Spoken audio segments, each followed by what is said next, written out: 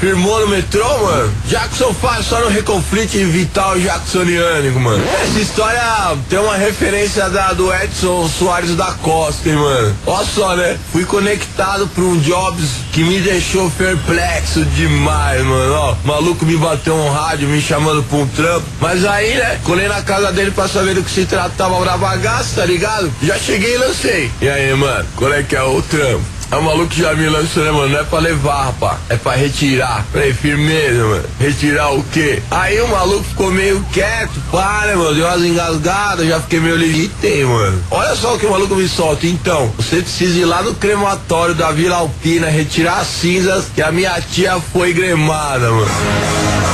Ah, doidão, que é isso? Que vida é essa, doido? Tenho mal medo dessas paradas, doido. O pior é que não teve jeito, né, mano? Tive que ir. Grana é grana, né, mano? Coleira na parada. E o maluco já veio com um potinho sinistro, mano. Toda vez que eu olhava pra parada, né, minha pressão baixava, tá ligado, mano? Me dava mó calafrio, assim, no meio da costa, velho. Afinal de contas, né, mano? E naquele pote tinha uma tia em forma de polvilho. Mas aí, né, mano? Quando eu cheguei no Redestino pra entregar a tiazinha, cara, me deparei com um facto regurgitante, mano. A tampa do potinho tinha soltado, malandro. A tiazinha tinha fugido, doido. Espalhou inteira pelo baú, né, mano? E eu, né, velho? O que eu ia falar pro maluco, velho? Não deu outro. Corri na construção do lado, juntei umas areinhas lá, né, mano? Uns pó de cimento, pá, né? Deu uma encorpada, né, tá ligado, mano? Mó fita, doidão. O maluco nem percebeu, ó, mas nunca mais, ó, viu, John? Não vou mais entrar nessa, não, mano. Até agora eu tô cabreiro com essa fita, doidão. Toda hora que eu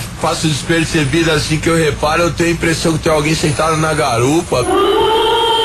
Tá louco, mano. De motoboy pro trampo espirístico, mano. É mais do que uma véia espalhafatosa no baú jacksoniano em forma de areia, mano. E fui.